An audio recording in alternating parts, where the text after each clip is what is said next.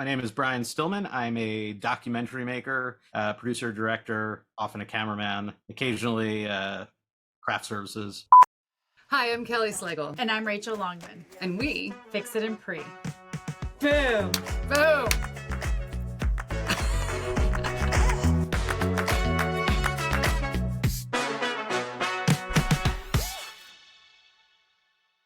I am now nearing the end of post-production on my second feature-length documentary, and I can tell you with authority that producing documentaries, even if you are really into whatever the subject matter is, can be really challenging. Oh, I bet. I mean, just thinking how many interviews you need for a documentary in general, right? So many interviews. Because interviews or documentaries are what? 30 minutes if it's like a small documentary? Well, feature-length, we're talking like an hour and a half, right? Which is what my documentaries are. Okay, so an hour and a half is a lot of content that you need to do to fill an hour. But if you're doing like a character documentary, you're only interviewing maybe one person. But in my case, we interviewed over 70 in my last documentary. So how long did that take you to do? 2 years. Oh boy. Yeah. Not a fast process. No.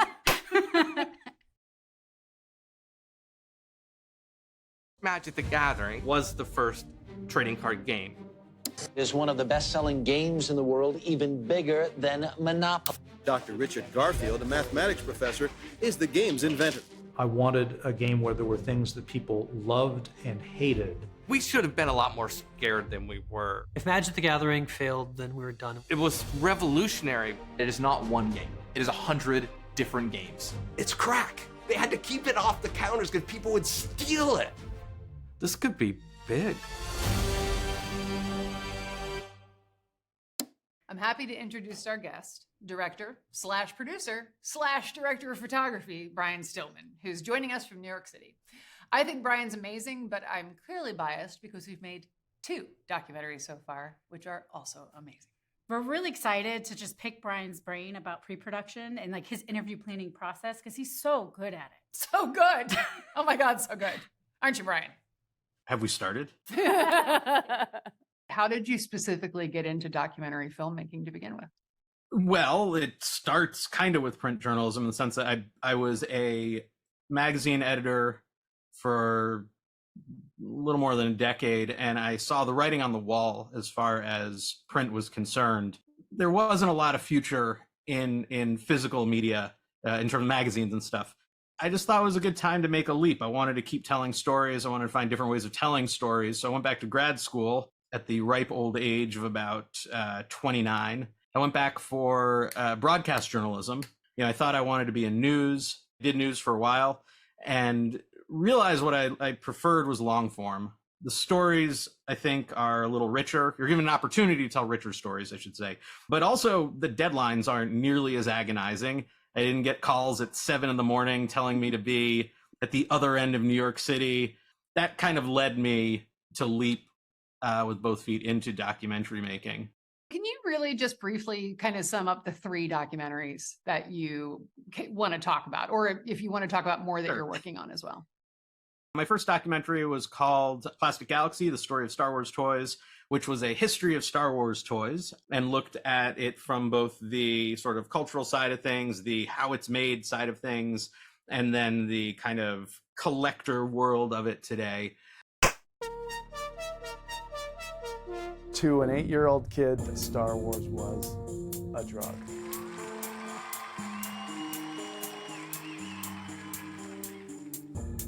I wanted to be part of that Star Wars universe, and I really felt like having the toys was the way to do it. Star Wars was not just another toy that you had as a kid. It changed everything. It changed film, it changed toy.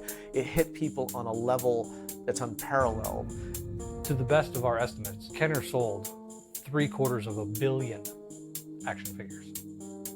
As the oceans far below, through the stars and heavens glow, take us from this overload on these rockets. I was a part of something that had an impact on a whole generation of children, and they're still enjoying it today. My time at Kenner, those 4 years, are probably the most fun I had in the toy business. I was there. I was a part of that. It was something bigger than me. I still care about these toys 20 years after I started collecting them for the same reasons that I enjoyed them in the first place. I like Star Wars. The sense of nostalgia that I get from owning these hasn't diminished at all, and I still get a thrill out of them. And that was entirely independently made, to the point where it's me and one other person who was helping me out and a couple other people that I brought in along the way. I shot, I edited, I did the whole thing. It was a terrible idea to do it that way, but I didn't know any better. That's been out for, I guess, since 2014. It's been all over the place, all different streaming platforms. It was the most successful thing I'd ever done up to that point on my own. You know, I'd been in bands and we sold like 10 CDs. You know what I mean? Like that kind of thing. This was the first thing I did that really did well. And it's still out there. I mean, it's still easy enough to watch. Everyone should watch it. Unless they hate Star Wars toys, at which point I got a review once that said, you know, the biggest problem with this is it's only about Star Wars toys. I was like, it's in the title, dude. Yeah. I don't know what more to tell you. I felt like that should have been the giveaway. What about that other documentary after that? Yes. Okay. No, it ended there, Kelly. That was pretty much it. I peaked at the first. It's actually not my first movie, by the way. I did a movie before that called Toys R Us about the designer vinyl toy scene. It was a thesis for my grad school program, and in my hubris, I was like, I'm just going to release that on Blu-ray or on DVD. And I think I sold, like, just like with my bands, probably like 15 copies. But anyway, yes. After that, the next movie was. The hell was it called? No, Eye of the Beholder, The Art of Dungeons and Dragons, which I did with Kelly and Seth, her husband, our lawyer and audio dude. Dungeons and Dragons is a game about imagination, but imagination needs something to work off of. There's suddenly a beholder in front of you. Well, what's a beholder? And then you show them this picture. You cannot have Dungeons and Dragons without the artwork that supplements it. The Dungeons and Dragon brand actually went on to define an entire genre of what art should look like. Heroines and villains and dragons. My mother looked at me a couple of times like, you're doing what? Those guys were my heroes. You'd go to the mall. You'd just be like, wow, look at this new book. The cover is awesome. I get to create something that has never existed before. It's an ogre slingshot that's slingshotting goblins. Without D&D, there would not be the expectation for this kind of art that you see today. These images are more than just a product. There's something beyond that.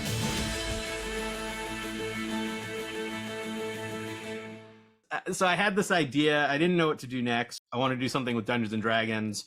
I knew that a documentary at the time was kind of being worked on. There were lawsuits involved. There's this whole thing.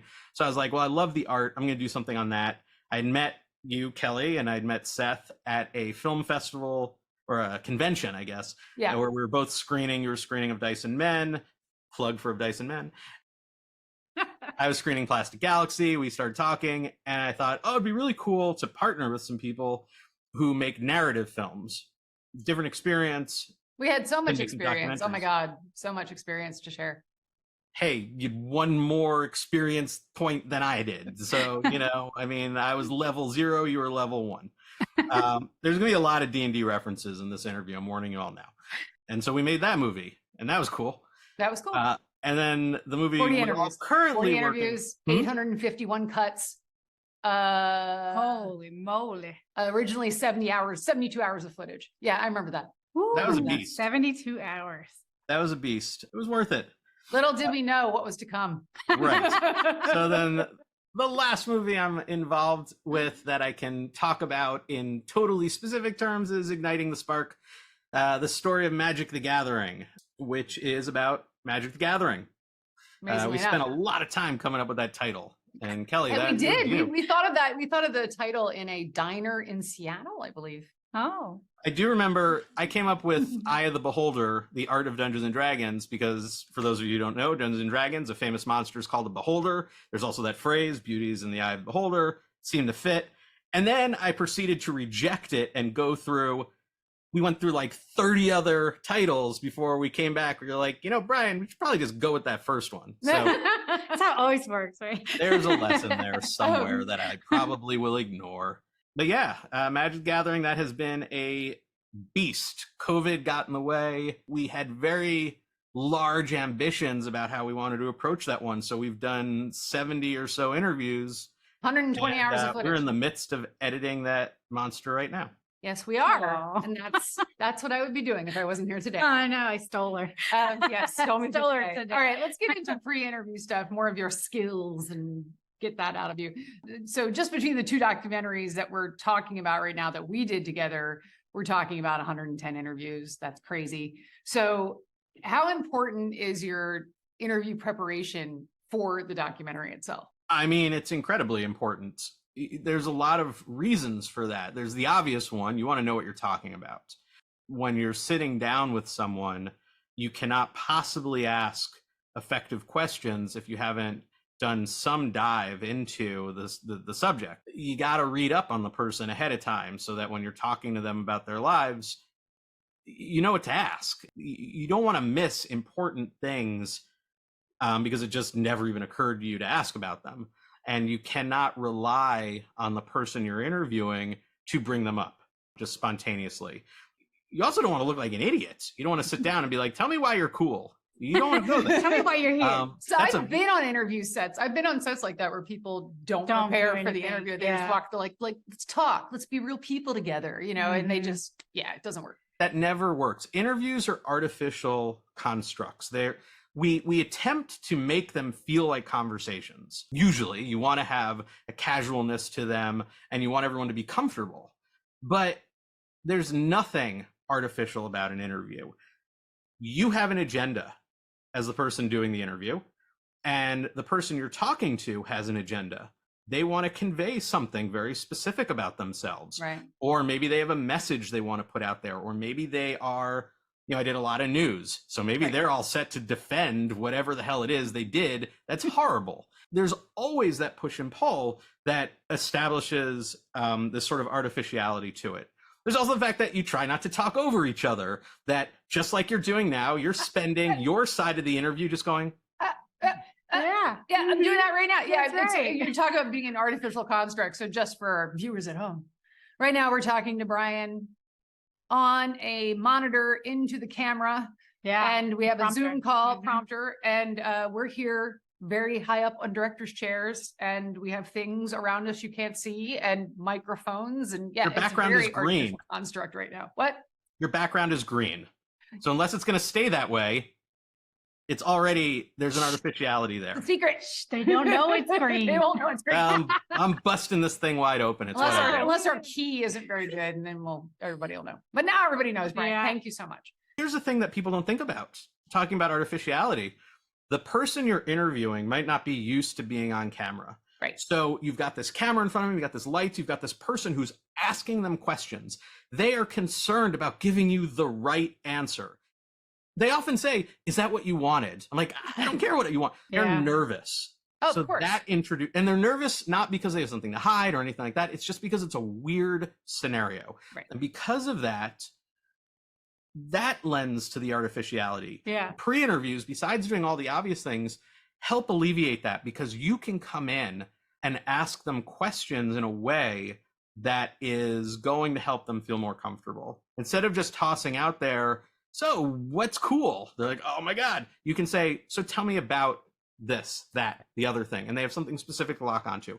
So there's all these different reasons why doing your research, preparing for an interview help. And they're not just the obvious ones. They'll make the whole process better. Mhm. Yeah. So what do you use to research somebody? Like maybe someone you've never even heard of before and you have to go interview them. What do you use to kind of research who they are? Wikipedia and AI. That's it. ChatGPT. That's it. Yeah. They'll give you the best, most accurate, up-to-date answers every Yeah. single time. Love it.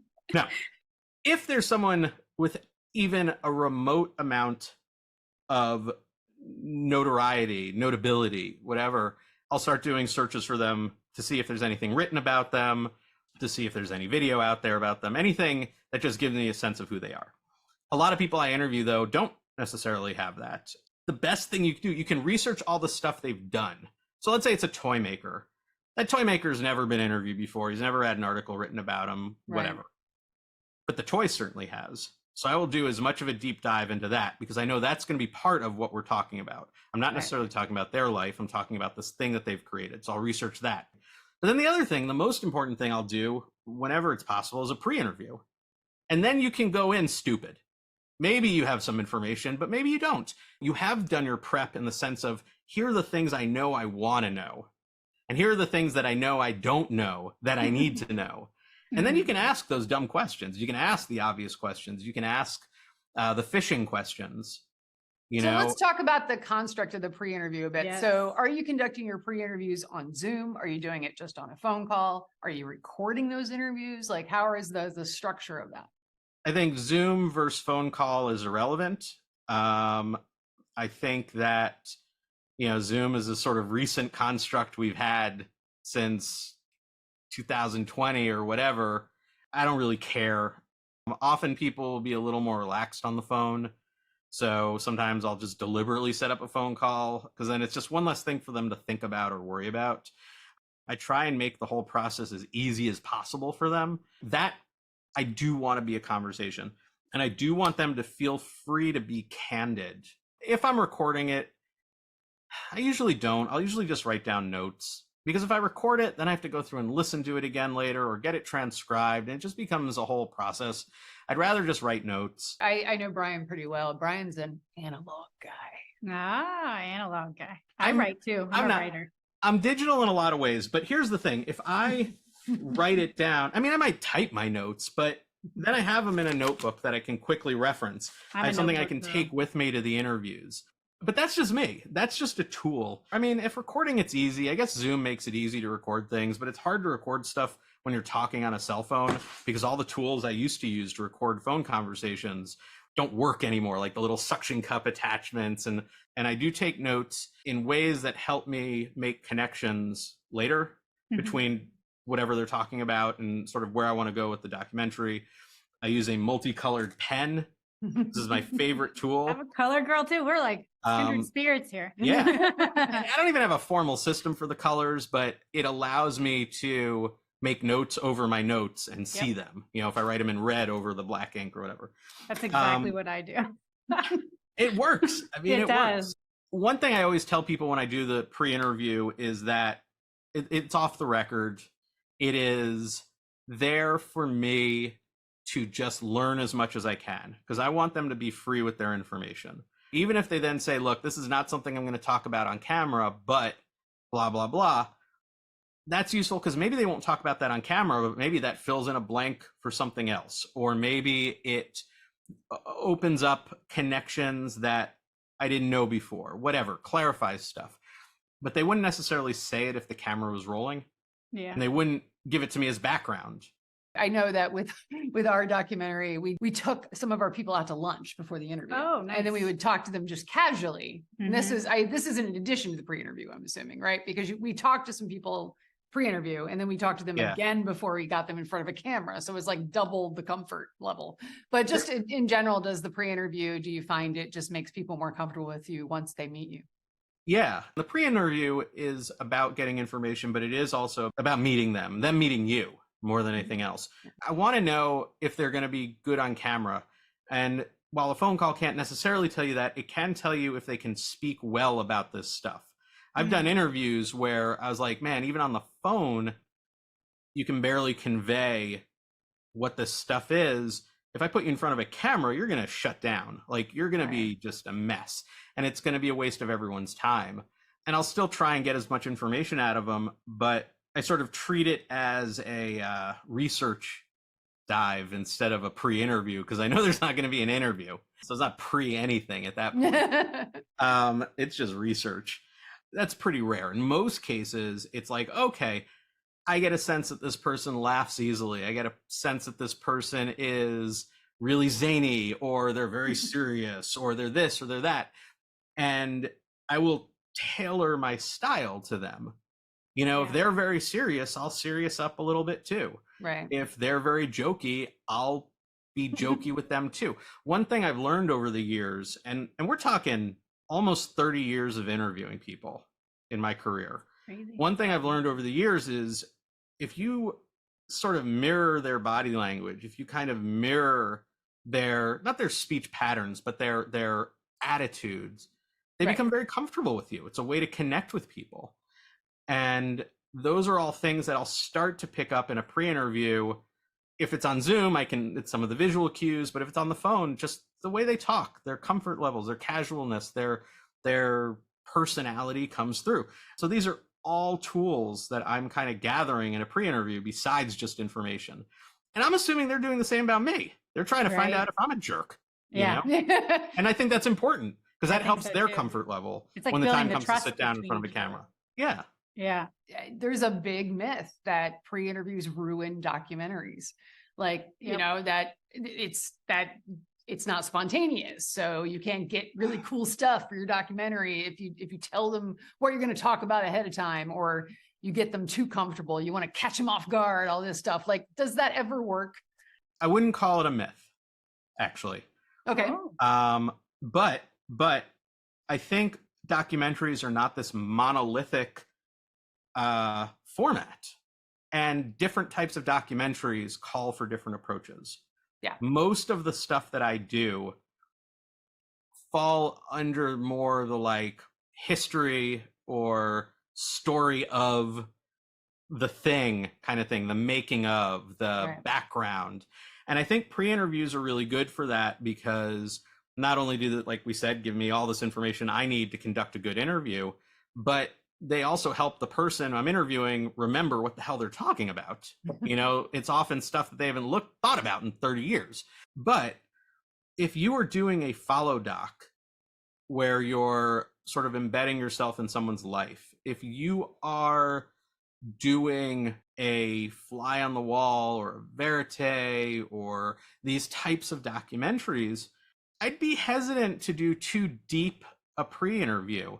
If it's someone who I think is going to be a big character in a documentary, then yeah, I want to talk to them beforehand. I want to get to know them. I want to make sure they are the person who I think they are. Right. I mean, that's part of it.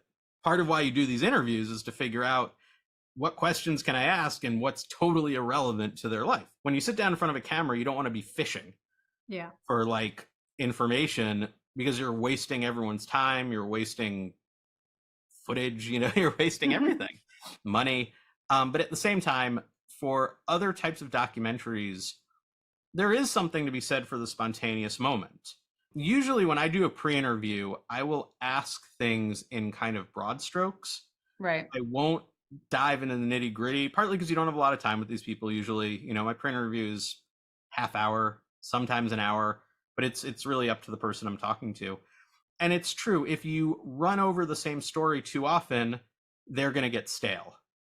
Or when they tell it to you on camera, they're going to conflate it in their mind, stuff they've already told you with stuff they're talking about now. So they kind of skip over stuff, and there is a line that you can cross in doing too much. I think there's also no hard and fast rule to any of this, but I find that if I keep it kind of broad, dig in where I need to, just to make sure I have stuff clear, is kind of the sweet spot. And then for some, I'll do a very general pre-interview. I don't do much follow doc type work, so it hasn't really come up very much for me. But for that stuff, I think I'd want to keep it a little bit looser. Follow docs and verite type stuff, you're going to get those spontaneous moments no matter what, because you're literally hanging out with people while they're doing their thing.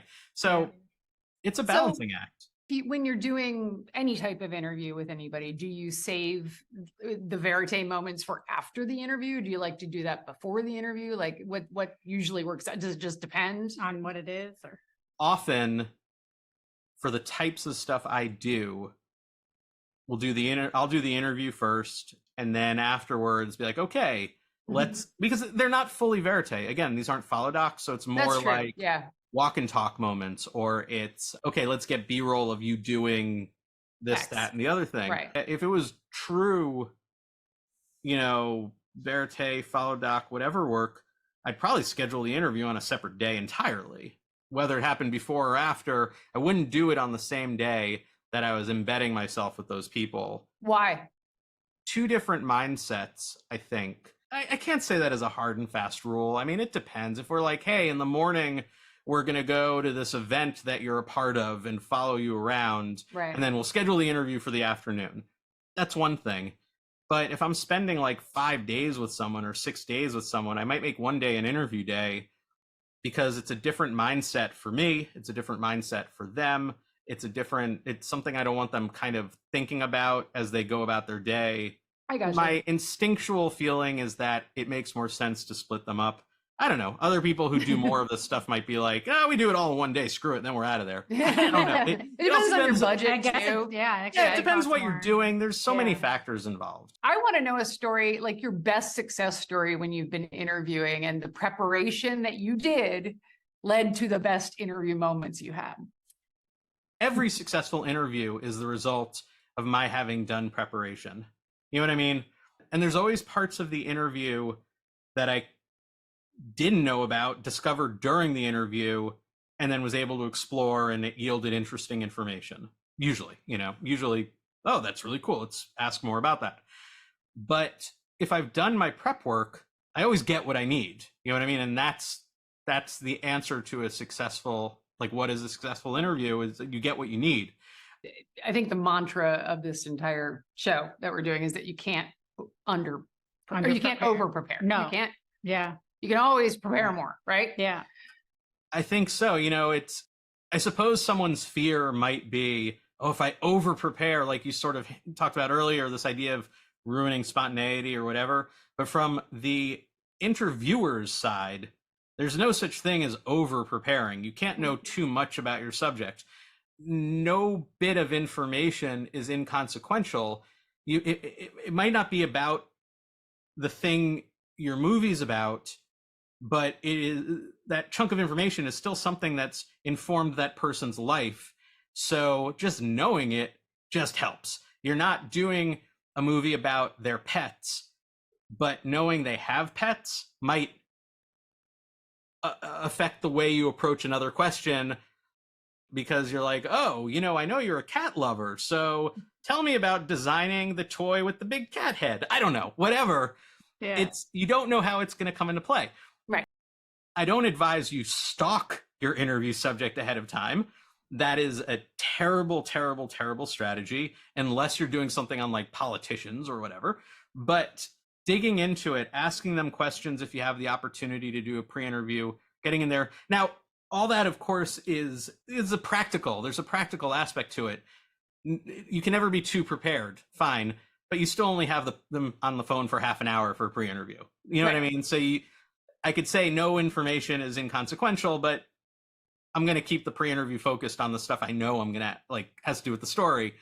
Well, I meant the preparation you do in general, like you said, the research doesn't always have to be what you get on the phone, but it's the accessory information. Yeah. Yeah, it never hurts to dig, to whatever extent you're able to. Time, budget, a million other factors are coming into play, but I want to know everything about these people if I can.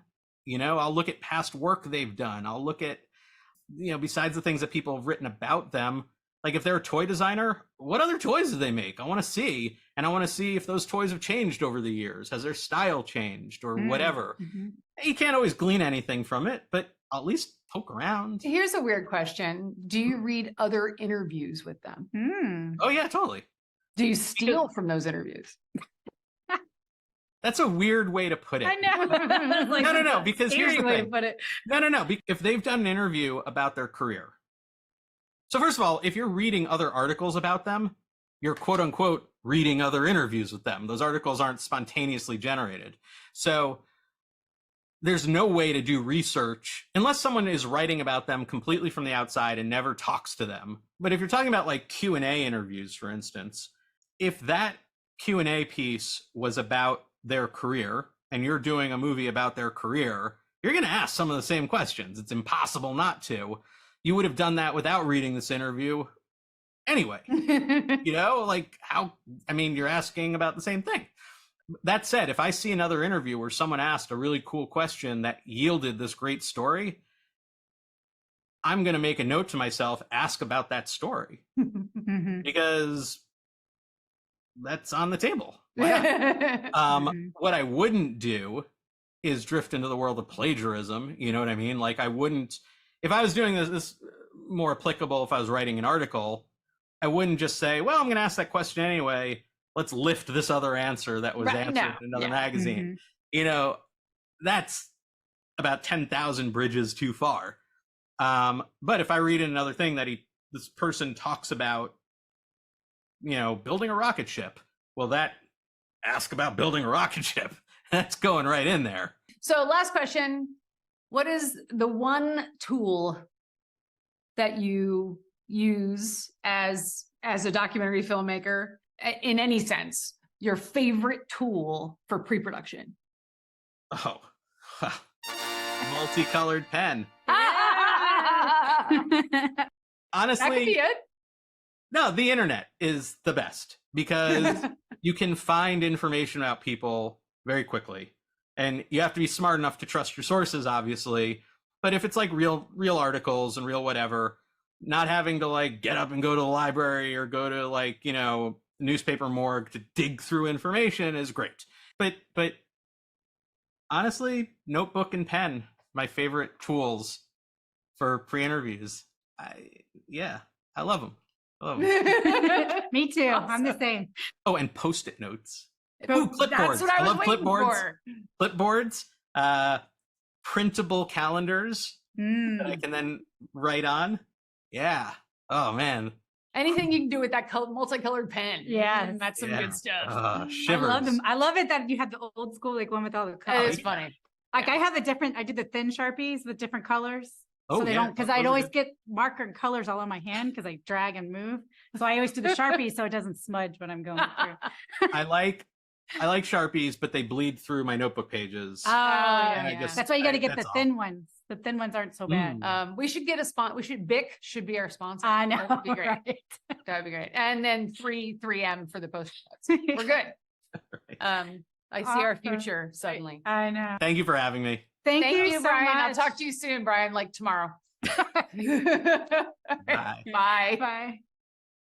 Again, I think Brian's amazing. And I've sat and watched this man do over 100 interviews at this point. And I'm always amazed at how active he listens. Yeah. How he just comes with the follow-up questions, no problem. And he has that notebook. Yes, I love the notebook and the colors. That's me all the way. That's what he does all the time. No, I gotta admit, the analog way of doing things sometimes is better. Well, it helps me You listen. didn't hear that, Brian. You didn't hear me say that. Yeah, but I feel like analog, like for something with me, when I write it, rewrite something down, I actually remember it. I'm just a visual person. Yeah. So when I write it, it's actually like a second time of saying something out loud. Some people are, verbal, so they like say things twice to remember something. Yeah. So, and the colors, I love the colors. I love the colors. That's the lesson. Awesome. Yeah. Pens are great. Yeah, and Thank you, Bic. Yeah, right. and I just love that you take every interview, no matter how small. Yeah. Do your homework and your research so that you can just get the best at everything you can get. Right. Yep. Prepare for interviews. Thanks for tuning in, and make sure you don't miss any of our awesome episodes of We Fix It in Pre by subscribing to our channel. My name is Kelly Slagle. And I'm Rachel Longman. See you next time. Join us here on We Fix It in Pre, where you'll learn how to save time, money, and stress by getting it right from the start. Almost getting it right. Getting it right from the end. Boom. You can go back down, Jake, to the second paragraph. Right there. No, go back. Ah!